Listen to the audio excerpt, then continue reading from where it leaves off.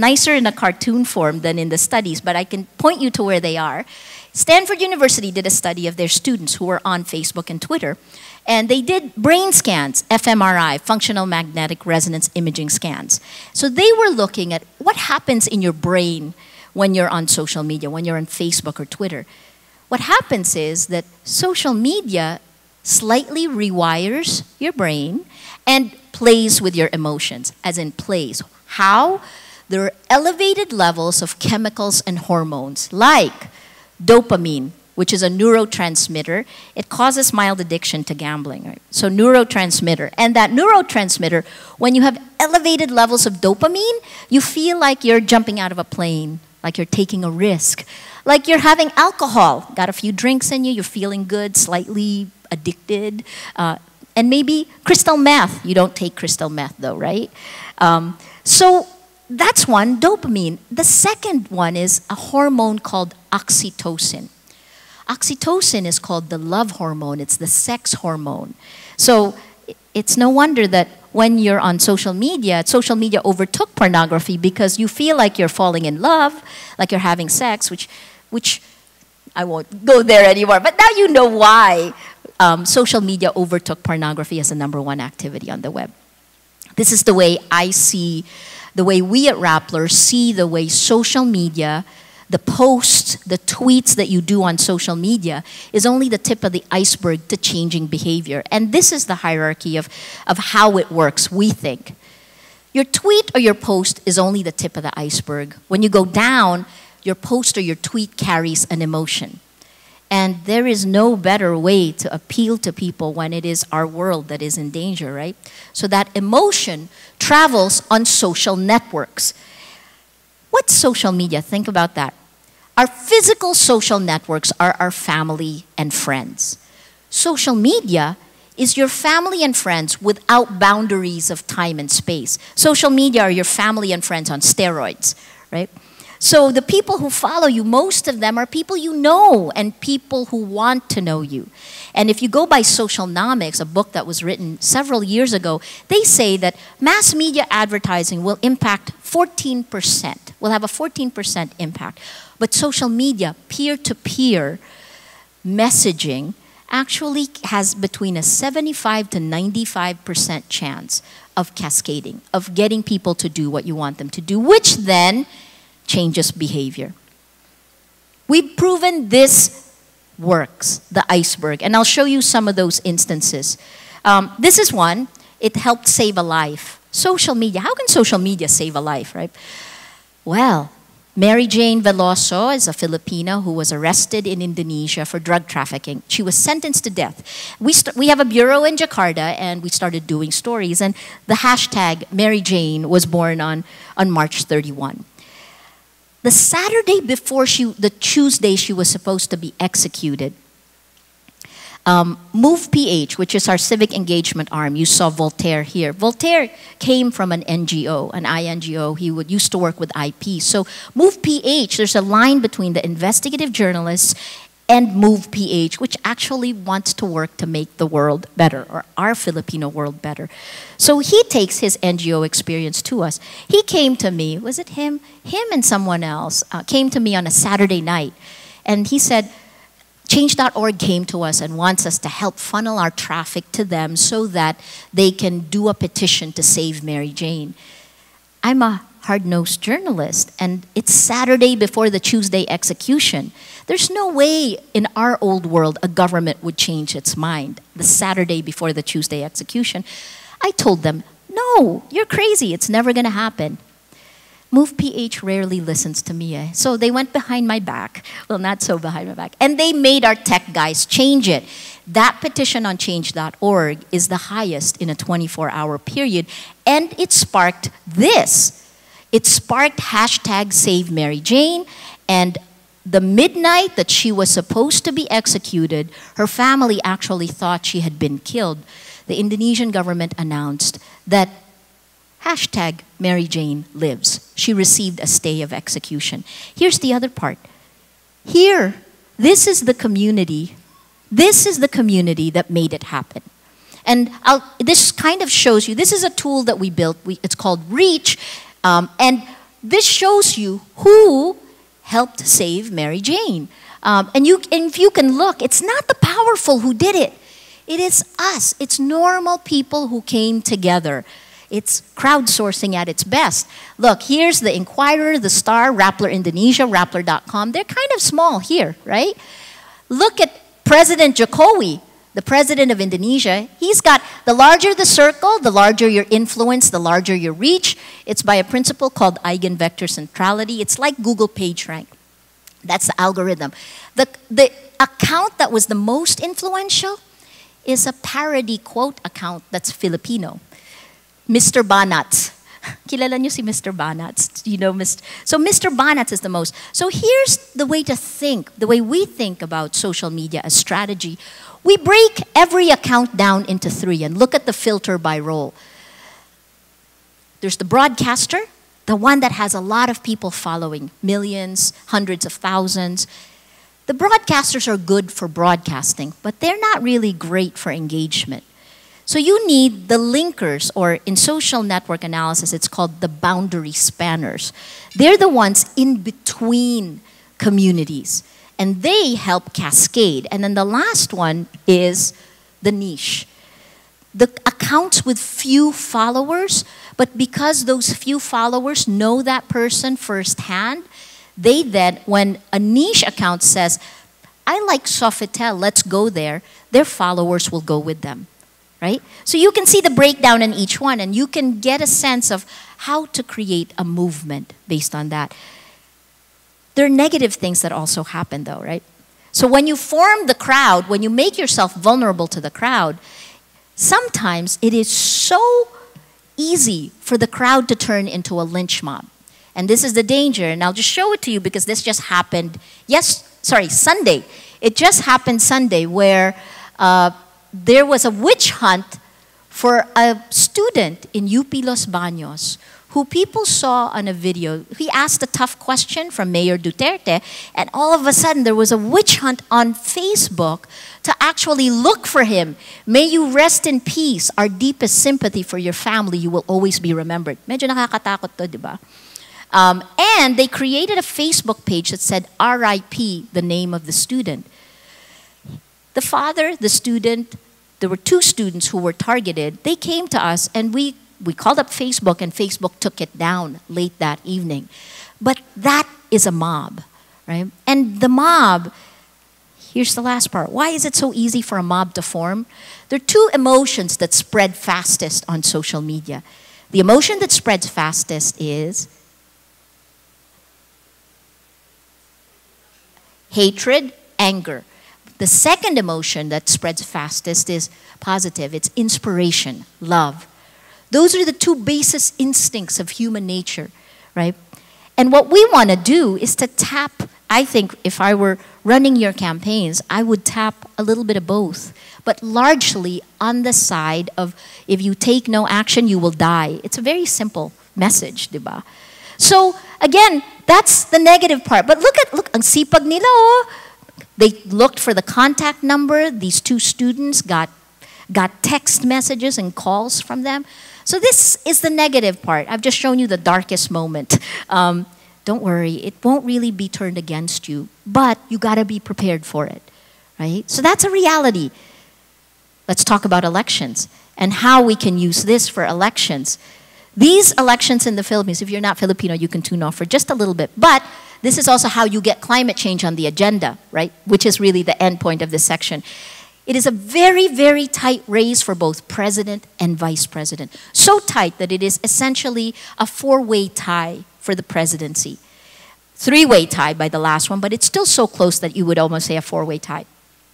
You have 2 choices, continuity and change. That's your only choice. And if you're very clear what you want, you choose, right? And then the last part is, actually, you're older than the audiences I normally talk to. But the youth among you are really the reason why these elections are really different, because nearly 25 million registered voters for the May 2016 elections are between the ages of 18 and 35 years old. That's 46% of the electorate. So you see those guys who became a social mob over the weekend, if they can organize themselves, they can actually elect the president, How can you help doing that? That's interesting. Now, what issues matter? These are the issues that we chose, 6 issues, and the issues are important to us because we wound up taking data from these issues and putting it into an app we called Candidate. It's like Tinder for candidates. So if you don't know who you're voting for, you plug in the issues and what you think about each issue, and it gives you the candidate. So what are the issues for us? It's corruption, number 1. Number 2 is social inequality. Corruption is pretty self-explanatory, right? Social inequality, the gap between the rich and the poor. The idea there is to leave no one behind. There's still gender inequality. You know, if you are asked in Metro Manila, if you have a man and a woman who are both equally qualified for a job, 71% of the smartest people will say that they will choose the man. That's still gender inequality, right? How do we change? It's not the technology that's a problem, it's the people that's the problem. It's our mindset that's a problem. Social inequality. So not just women, gay rights, you know, people who have persons with disabilities, people who have Downs. Let's leave no one behind. Social inequality is important to us. OFWs, 10 to 12 million Filipinos, our best and the brightest are outside. These are supposed to be the engines of change, of growth for our economy. They went outside the Philippines because they couldn't find opportunities here. So who takes care of their rights and how do we bring them home? Foreign policy, super, super important. Peace, process, autonomy, and livelihood for Mindanao, because without peace, we have no security. Without security, we cannot have development. All of these things are pretty much flow from each other, but the data, we have data that we put together. And finally, part of Rappler's raison d'etre is really to try to activate our communities, to realize that if we don't help ourselves, we will die. I mean, when the next big earthquake, when the next big typhoon happens, we cannot rely on government alone. And that doesn't mean that government isn't doing its job, but it's not enough. Climate change and disasters is one of the key issues we think is important. And I want to just quickly show you, actually, remind me, I'll show you the app later on for what you can do with Candidate, Tinder for candidates, right? I want to show you this. This is something that the NYC, National Youth Commission, did with the CCC, climate change, with Rappler. Hashtag NowPH, this was for COP21, now the Paris Agreements. And NOW stands for Not on My Watch. And it was a campaign to try to get youth around the Philippines to actually commit to doing 15 things that will help stop greenhouse gas emissions. Mouthful yun for normal people. But in the end, if we make it personal, that's the way to make it work, right? And in the time that we were involved with NowPH, it went from like hundreds of thousands to 3.5 million in 3 months. And that is the power of Filipinos, of those 3 groups on social media when they come together. Over 3 months, 3.566 million, 221 million views. Did that beat Aldab? Yes, it beat Aldab, but not in a 24-hour period. So this is 3 months. And then if you look at the community, you can kind of see how celebrities threw in for it. And they did a great job. Alden Richards, Aldab, they're there, right? So Alden is the most influential account in this. Senator Lauren Legarda, who did the keynote for you on Monday. Elisa Valdez, a volleyball player. Rappler, well, you just saw Voltaire, but, you know, much cuter than Voltaire is at I Am Ding Dong Dantes. Well, sorry. I Am Dong Dantes. So he's there. For the non-Filipinos, he's a movie, TV star who has thrown his clout behind the National Youth Commission and has galvanized. He works on holidays with us to actually talk to the youth about why these things are important. So this is an example. Now, let me show you what your community looks like now, right? What's your hashtag? What's our hashtag right now? So, let's map it. Then the hashtag is RC? CR. Okay. Sinabi niyo ba sa kanila kung anong ibig sabihin ng CR? CR in?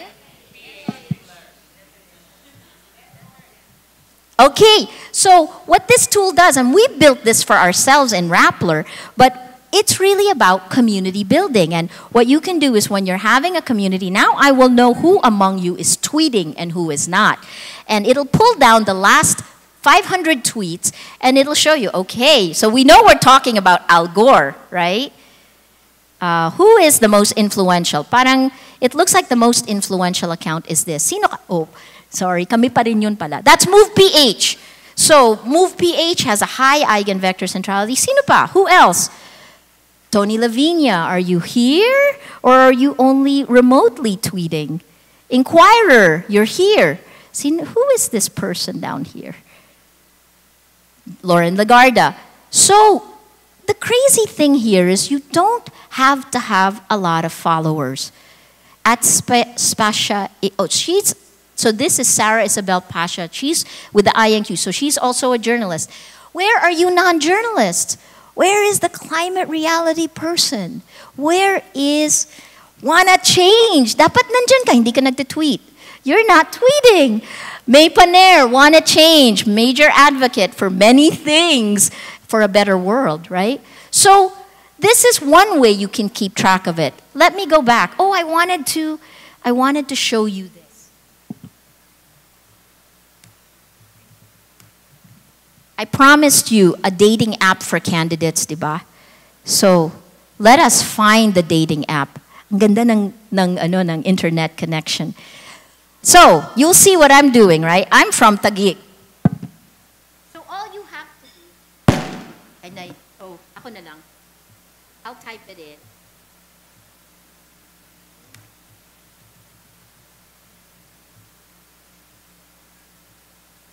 So I just type it in, and then it'll ask me other things, like the next place. Come on. There. Who are you supporting for president? Let's just say I'm not sure yet. You can do this with anything that has data, including climate change issues. It says choose from 2 to 4 issues. I'm going to choose corruption, poverty, climate change, and peace process autonomy. I'm going to go next. If this is on your mobile phone, you swipe right for yes, swipe left for no. Federalism is best system to achieve peace in Mindanao. Yes or no? Yes. Revise the proposed Bangsamoro Basic Law. Yes. Continue giving mining permits. No, I knew you would say no. Stop giving permits to coal power plants. Continue the conditional cash transfer program. Oh, yes and no. Sorry, I clicked yes. I want to know the no. Expand subsidies for college education. Increase tax exemption of low-income earners. Allow Senators Bong Revilla, Jinggoy Estrada. Free ex-President Gloria Arroyo. Restore pork barrel of lawmakers. Okay, oh, not sure who to support? Here are candidates who share your stance on issues. Rudy Duterte, and because he does not support restoring pork barrel, he doesn't want to free ex-President Arroyo, he doesn't want to allow Senators Bong Revilla, Jinggoy Estrada to post bail, he does want to increase tax exemption, expand subsidies, continue the conditional cash transfer, he wants to stop giving permits to coal power plants, he doesn't want to continue giving mining permits, and he's a yes to both of these. So, interesting, right? What can you do with doing something like that with the data you have? How much data do you have for climate change? Each of your organizations, a lot, right? So, Tinder for candidates. Our kids love it. So, I'll leave you with just this one thing, which is, after we have all this data, what can we do that brings the crowd in? And this, to me, is, I told you it's like the raison d'etre for Rappler, right? We started a climate change disaster risk reduction platform before we really even began Rappler. AGOS is a platform that combines top-down government action with bottom-up civic engagement. So all of these conversations we have on social media, it's not just us, the government, other news groups. We've all used the same hashtags now. We've trained ourselves and our community to use hashtag RescuePH if you need rescuing. Hashtag FloodPH if you're reporting floods, right? Because we do that with our communities, we can do a lot of things. On this tech platform, if you want to report any of this, you can do it on social media, On Twitter, use the hashtag. On Facebook, use the hashtag. You can do it on SMS. It's now free. You can do it online. And I just want to show you how it moves from the virtual world to the real world. And this is a 1.5-minute video.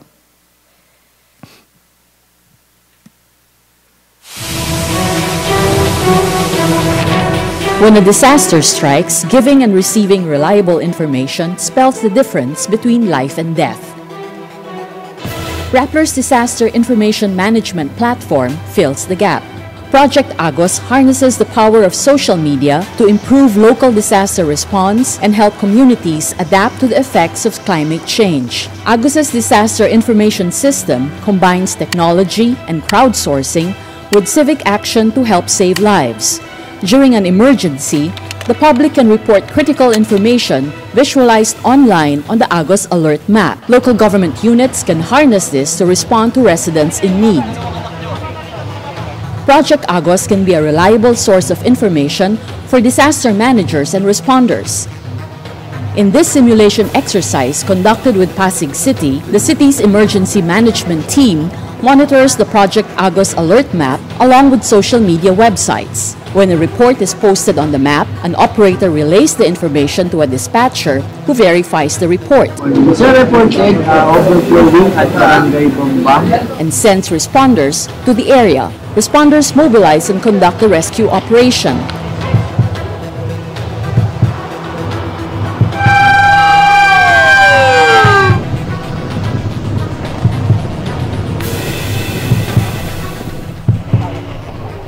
They report back to the headquarters, and the operator uses the Agos Alert Map and the city's social media accounts to inform the public on the action taken. The information reported on Agos can be shared on social networks in real time. Pasig Disaster Risk Reduction and Management Chief Richie Van Angeles says social media and crowdsourcing initiatives like Project Agos give disaster managers real-time information from the ground, which helps them respond faster. Social media now plays a major role in spreading information on DRR. At the same time, it will also help all LGUs to monitor their own locality through the use of social media. Pasig City is just one partner of the Project Agos Partnership Program, which helps build the capacity of LGUs to use social media for disaster management. The program also teaches LGUs how to get the most out of the Project Agos platform, which includes a library of best practices and critical weather information. Together, Project Agos partners are bridging the communication gap to make sure life-saving information flows to where it is needed most. For more information on how to become a project... So, information. Our gold standard in the Philippines is Governor Joey Salceda, the province of Albay, in terms of how to do it. And he says 60%, more than 60% of their information when they go out for warning, so this is the first part of disaster risk reduction and mitigation, right, it's on social media, 60%. That was 2 years ago.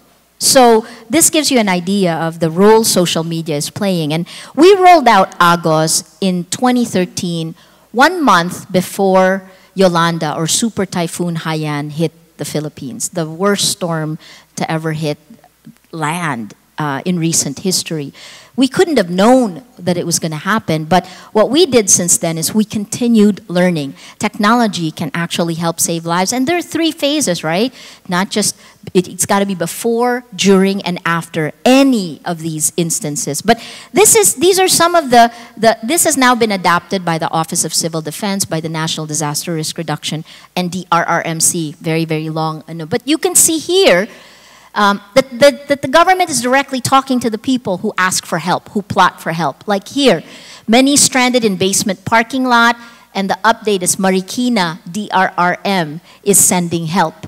On the other side, baby and 2 yayas, a baby and two helpers are trapped at the 2nd floor. And you see here, Voltaire. Voltaire is forever there online, right? Look at NDRRMC's response. Ma'am, kamusta po kayo dyan? Ma'am, how are you doing? government is talking to our people. And then the last one here, rescue alert. May babaeng nagle-labor sa ibabaw ng bubong. There's a woman in labor on top of a roof. It came in from Twitter via Gabriela Philippines. And then you can see again, she was rescued by the Philippine Red Cross. So it's a partnership between the public sector, the private sector, and citizens. This is a whole of society approach, not the military part, right? A whole of society approach. But here's the part, I think, to nudge you over into really looking at technology and social media. You don't have to be perfect when you roll it out. In fact, it is a constant learning every day that we're on it. And you need to be on it because it changes so fast, right? We didn't hit the tipping point until almost a year after we rolled it out. And that's because the community, your community, will develop it with you. You just have to be open to it. You have to let go of top-down control. This last video is a minute long. Everything on this video is crowdsourced. And it is the community that does it. Where does government come in? They gave us data of flood-prone areas, of landslide-prone areas. And again, for the local government units, who are the ones who have to rescue, they can see if there are 3 people asking for help and one is in a flood-prone area, they'll go to the flood-prone area first, right? So you can layer data on top of it. Data is king now, right? So I'll leave you with Typhoon Glenda. Typhoon Glenda, known internationally as Ramasun, intensifies as it moves the path to the storm is data point. Area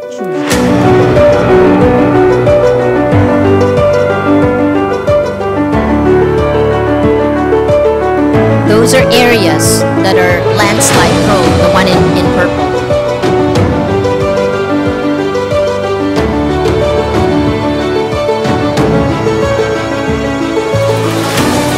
So it's a combination, right? And imagine journalists couldn't do this on their own because people are everywhere.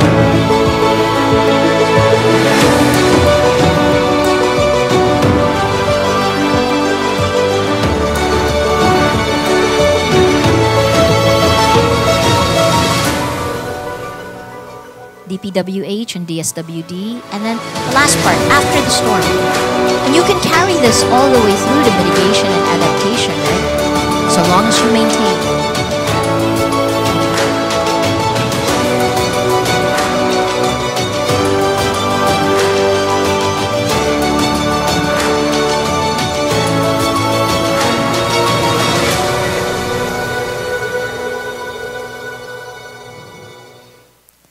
#ZeroCasualty. It's an ongoing campaign. We work it at every typhoon, and it is a whole of society approach. Even the Australian government, which gave us the ability to train local government units, right?